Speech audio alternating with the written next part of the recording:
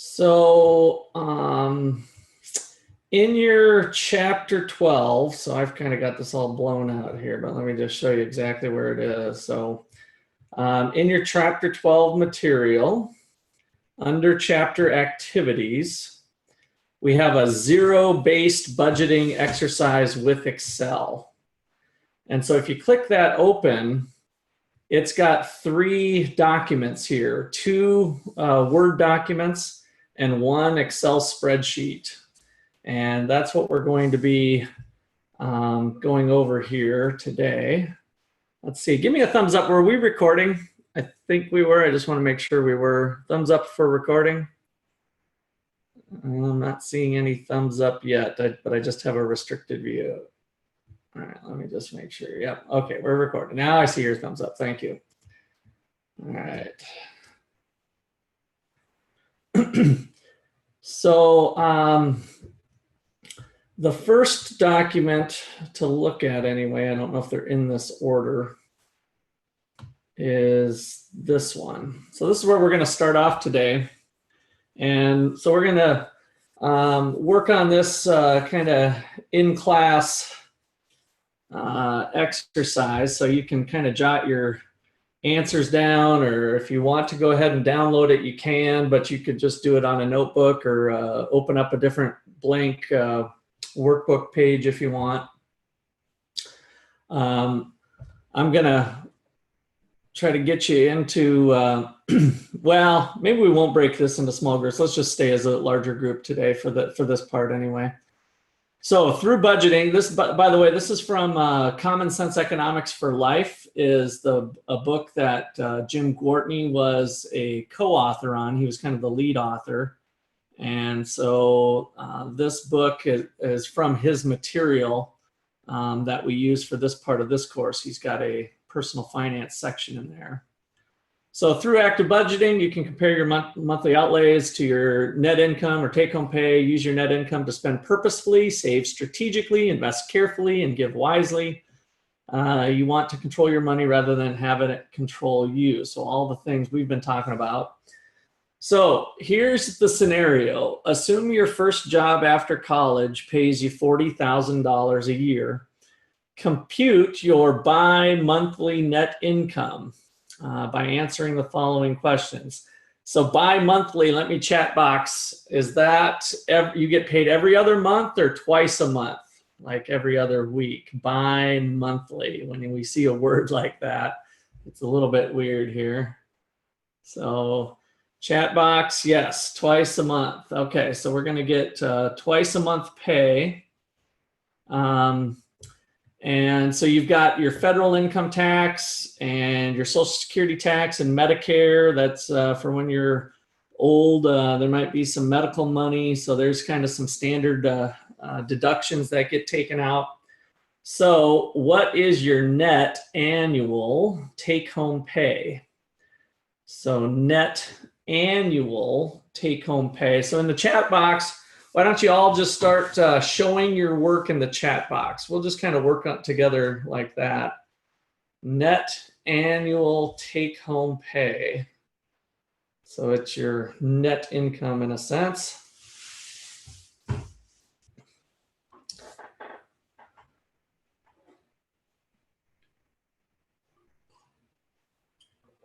And you're just doing annual at this point. Number 2 is going to take us to monthly, but so we're starting off kind of just step by step. We're making $40,000 a year. So 40,000 minus $940 of federal, good, minus the $33,060 a year in Social Security. And so what is our final take-home pay? Looks like you guys got it. Subtract everything. Minus 40,000, so we get $36,000. So our take-home pay, you guys should be coming up with, it looks like the chat box is rocking now, so $36,000 of annual take-home pay. And then number 2, what is our monthly? So divide your net pay by 12. And so we're going to get $3,000, right? So 36,000 divided by 12 gives us 3,000. Good. And determine the amount of net take-home pay you'll receive twice a month, or so what are we going to get? 1,500. All right, so now we're down to every paycheck we're getting $1,500. And then number 4 there, identify 3 budgetary items that you need to survive and live. So emphasis on the word need. What do we need? Food, clothing, and house. So, ooh, Joey needs clothes too. Oh, so does Corey.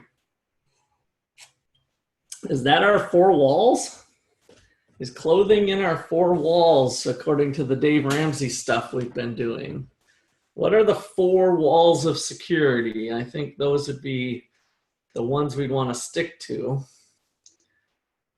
Food, clothing, shelter, food, water, shelter. Food, water, shelter. No, not perfectly that, Austin. Food, gas, and house. I like the shelter. We definitely need some food. I know that. Probably water would fall under the food. So 4 walls. I haven't seen the right answer yet. 4 walls. Transportation, good. All right, so we got transportation, food, shelter. We're missing 1 from Joey's list there.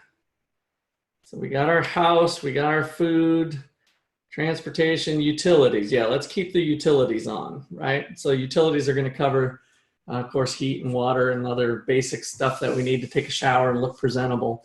Why is transportation on the list? Why is that? Why does Dave has that as one of the 4 walls of security?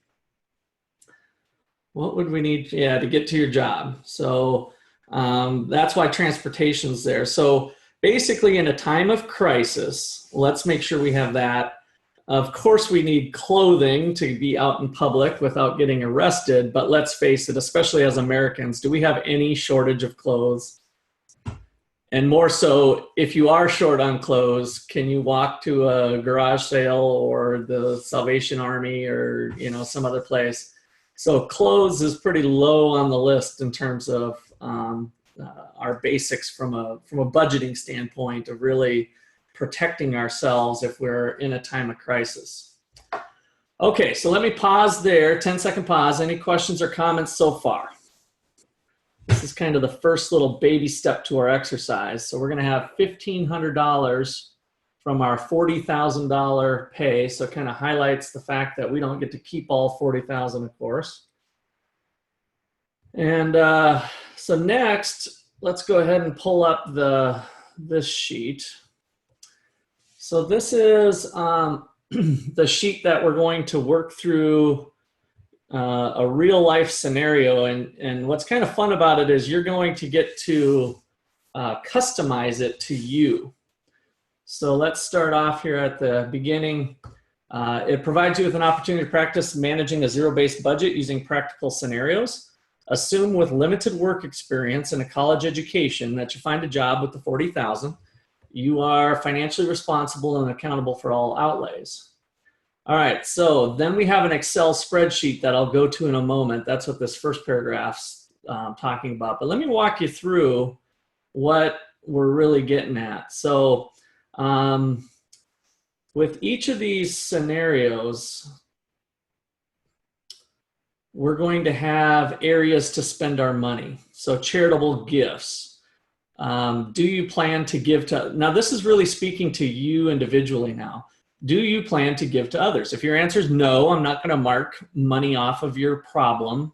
This is really you kind of thinking through life of, imagine if you've got a $40,000 a year job and you're out there, what are you going to be doing with some of your decisions? So emergency fund, do we need to put some towards that? Retirement funds, we've talked about kind of the possibilities there depending on where you're at. Other investments. So as we work through this, let me do housing here. So you guys are going to get to say what you think. Everyone needs shelter. Housing can claim 25 to 35%. With that in mind, please choose a housing option. Note that each has a financial trade-off. So after entering your preferred option, adjust the other expenses accordingly. Enter the amounts in the designated cells. So I could take the option A, 1-bedroom apartment, 5 minutes from work. Option B, 1-bedroom apartment, further from work, no amenities, cheaper rent, estimated utilities. Option C, 4-bedroom, get 3 roommates. Each person pays $300, kind of maybe continue living like a college student. So you're going to pick whatever option you want to do. And then that's what you're going to do with all of these things. So there's food, groceries, transportation. Some of them will give you options. Some of them will be more of an open answer. Student loans, disability. So student loans, they kind of give you a range here of what your payments might look like depending on your loan status. So if you were going to be double 30, if you were 60,000 in debt, you might take that 336 and double it. Hopefully you're getting up to that level, but certainly there's people out there that are, and it's not that you can't overcome that. Pet care. Do you want to have a pet? We just had to pick a bunch of ticks off of our dog because we went out to the woods morel hunting this weekend. So, you know, if you got to go to the vet bill or whatever. So are you a pet person? How many people, let's see, let me, I got to blow out for this one here. So hold on here, stop share. Just curious, with a show of thumbs up, how many people are pet people with cat or dog? Let's go cat or dog pet people, thumbs up. Okay. How about other sort of pet outside of cat or dog? We got anybody that's got, you know, into lizards or snakes or something weird like that? I say it's weird or kind of fun. I have a cockatiel bird here in my office where I'm at that sometimes gets loud. But so thinking about those pets, sometimes they add up a lot more than people think they're going to add up. So gym membership, entertainment, recreation, miscellaneous. Okay. So that's that. You're going to run through all of these 28 questions to kind of prompt your budget. And so the budget then is a different format than what we've looked at. I feel strongly one of the important skills to leave Ottawa University at. In fact, we just had another study that said this is what employers are looking for. When you open up this page, just FYI, I think it gives you this tab first, which is kind of an optional one that we're not really using, but cash flow and allocated spending. This is the one you're going to be on. And so let me just give you a quick little flyby of this. So you've got all your items to the left of spending categories, and then all the way down to the bottom, and there's kind of the summary of your budget. And so this is a spreadsheet that you guys could use if you get comfortable with it and you wanted to use something like this. You might recall from way back when, and by the way, this is stuff that you do need to know for the final. This type of activity is called the allocated budget, where you're spreading your spending. Remember, we got paid on the 1st of the month and the 15th of the month. So we're going to have $1,500 coming in, a total of $3,000 for the month. So there's kind of our monthly numbers, but really where the action is in the middle pages here. So we're going to fill out the budget accordingly. And so just to give you an example, the nice part about Excel is the places where you're going to need to go is where there's blanks. If you come up to a category like this, now check this out. I know most of you are somewhat familiar with Excel, but I think it's worth taking the time here. You see how when I put my cursor over this cell up here, it shows the formula that it's doing. So basically, don't touch any cells with where there's a formula already. So that was the work that we had already done to kind of set up the budget. And so what you're going to do is if you move down to a cell that's open, like this one, That's charitable giving. There's the emergency fund. Here's your rent, property taxes, renter's insurance, other. So let me just come down here and for electricity, let me blow this up a little. I don't know if I needed to blow it up that much. Well, no. All right. Play with it a little bit here. Okay. So where was my utilities? I already passed it. Okay.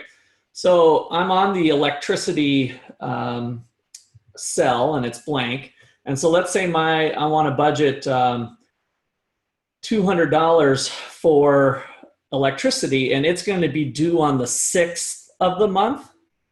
So now you see how the Excel spreadsheet is going to start filling in the blanks. And then my water bill or let's say my phone bill comes due on the 22nd. And so my phone bill is $88 a month. And so what it's doing here is look at what's going on right here. As I type in the stuff, Excel's doing the math for me. So I had a $200 amount that I used for the electric bill. So now I have $1,300 left over. And then I had $88 for the phone bill. And so out of my second paycheck, I've already spent $88. So I have $1,412. And so as you continue to spend money in different categories, let me go up to my mortgage bill here. So I have my $750 rent bill. That's going to dramatically take down the amount of money I have for month one. So for groceries, I might want to shift most of my grocery bill. Maybe I'll spend 100 of groceries here, but I'm going to spend 300 of groceries here, which is probably heavy for groceries. But so let me do a 10-second pause for questions so far.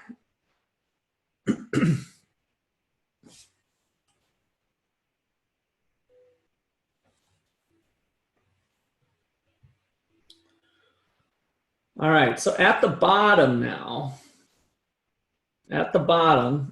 we have a summary of where you're going. So remember, for the final, you need to know this is called a zero-based budget. And so ultimately, once you've spent your money, these are going to go to zero. So that's what I'm always grading you on in terms of creating a zero-based budget. Is I'm less concerned about exactly where or how you're spending your money, but I know that you know that it's going somewhere when you reach it as zero. And what was the other important, let me go to the chat box here. What was the important principle of why we use a zero-based budget? And I'll give you a hint. It kind of comes down to when you want to spend more money, what are you forced to do?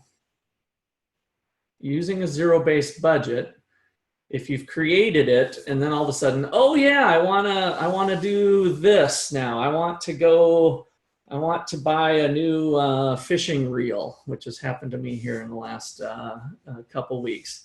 So yes, you're true, your money has a name. But my question is, what are you forced to do if you've created a zero-based budget and now you came up with another thing you want to spend money on? What does it force you to do? Be flexible. I don't know if that would be the first response. I think you have some flexibleness to it, but I would need you to expand on that, Zach. So I've created a zero-based budget. Every dollar has a name, like Corey had put. But now I've done my budget for the month, and it's like, oh, I want to go buy another fishing reel. I want to get that. So some spending thing comes up. What does a zero-based budget force you to do?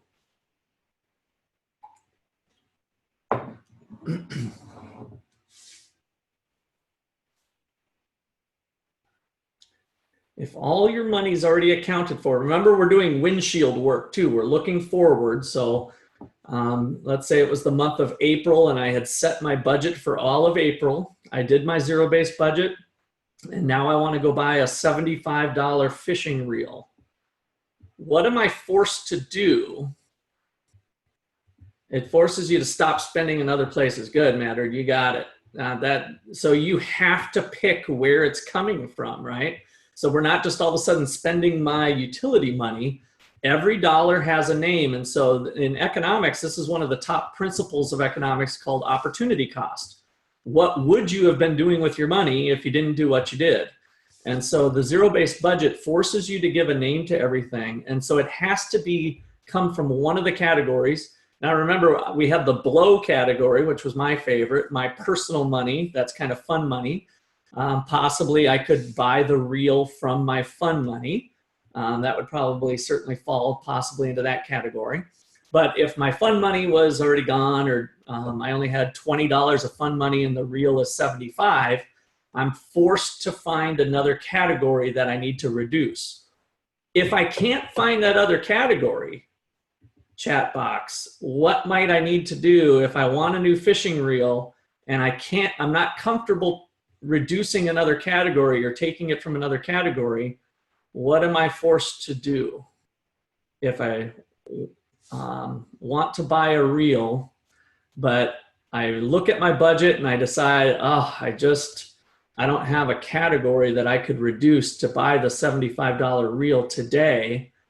What am I forced to do? Something that most Americans don't have. Forces you to fit another category in the budget. So you could make another category, but that would still force you to take something. Put it into savings. What do you mean by put it into savings? I'm thinking about the reel, man. I want this fishing reel right now. All right, good. Create a sinking fund. Wait until the next time you get paid. You got it, Brooks. It's just patience, right? So if I feel like I can't find the spending category, you just wait. You just wait till the next paycheck comes in, and then you redo it again, right? So it's just a way that you're having control over a little bit over yourself. Remember, now that we're wrapping up the course, Dave says personal finance is 80% behavior, 20% numbers. We've done a little number crunching. This is certainly an exercise where we're going to do some numbers, but it's really 80% behavior. Do you have what it takes to be disciplined enough to wait for that? Okay, so any last comments or questions on this spreadsheet? This is going to be due tomorrow night, so you guys can have time to do it today or tomorrow. So tomorrow night, any last questions on that? I kind of just walked you through it.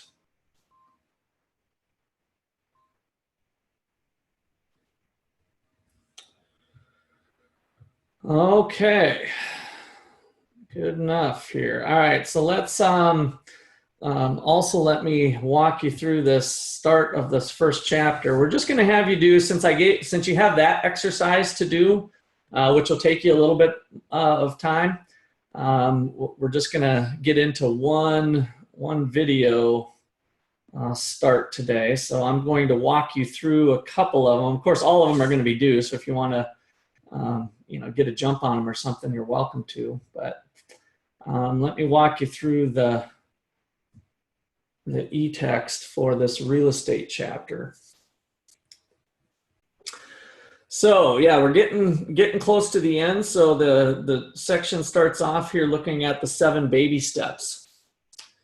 So all of these are important. And again, what makes it important is that you don't go to baby step number 2 if you haven't done baby step number 1. You don't go to investing unless you've done baby step number 3. So you're always taking these in order. That's why he calls them the baby steps to financial freedom as you go. So you do have to have these memorized for the final, by the way. So live them, love them, learn them, at least for your final, but hopefully for the rest of your life. This really gives you the roadmap of, oh, should I do this? Should I not do this? Where am I at on this process? It's an important one. So this chapter is going to be on real estate. And so real estate can be part of your 15% investment. I had my real estate license and broker's license. I've owned lots of real estate over time. I've made a lot of money. I've lost a lot of money. If you have questions personal to real estate, you can. I was kind of curious. I like to do this in class. Let me stop the share for a sec. How many of you were considering doing something in real estate, like maybe even a real estate license? Is anybody on the line thinking about doing something with real estate? Okay, Corey's a yes. That could be real estate investing. Yeah, maybe chat box would be there's usually just a handful of people that might be interested in doing that.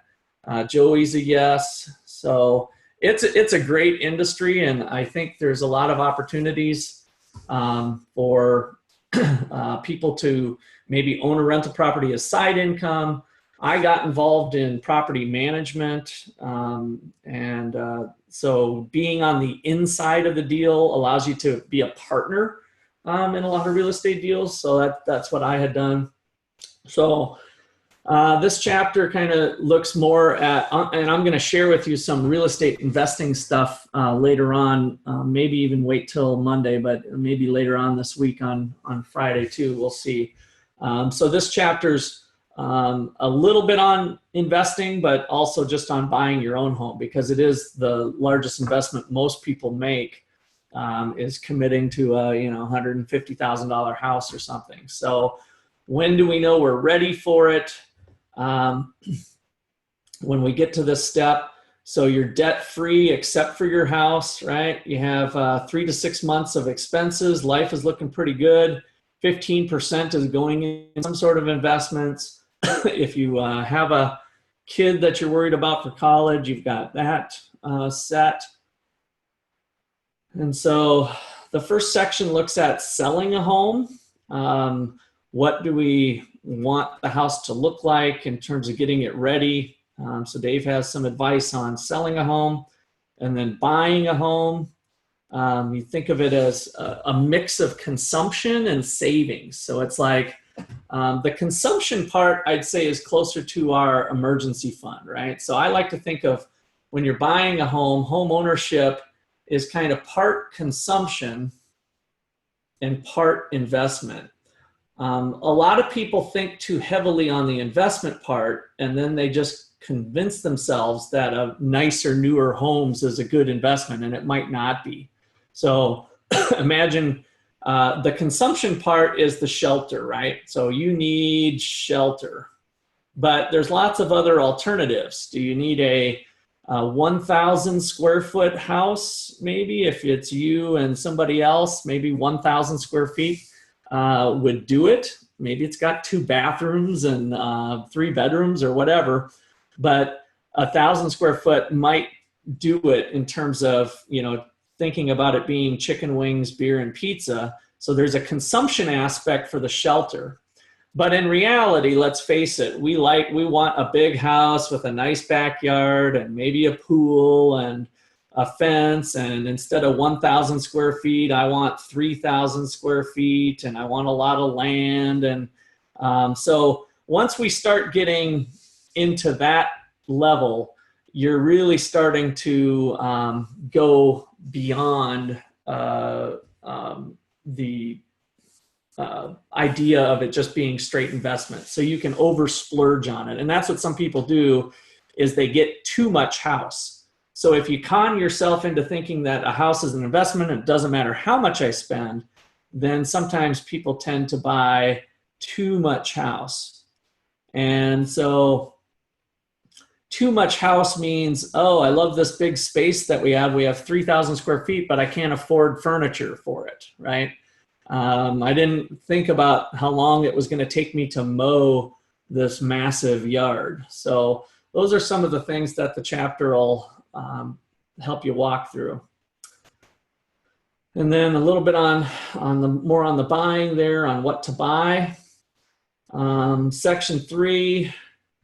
Some of the more details, and then we get into the mortgages. And so I'll probably stop here for today and allow you guys to get into it. But let me just mention here, so the mortgage is the debt, and similar to what we did with investments, now it's the opposite direction, right? The bank is essentially doing an investment in you, and depending on your interest rates and what the scenario is, Dave is going to recommend you have at least a 10% down payment. That's 10% of your own money. So if you go buy a $200,000 house, that means you need $20,000 of your own money. And that's above and beyond your 3 to 6 months of emergency fund, right? So you're putting a little bit of what's called skin in the game at this point. And that's some good advice as you'll see it play out. All right, class dismissed.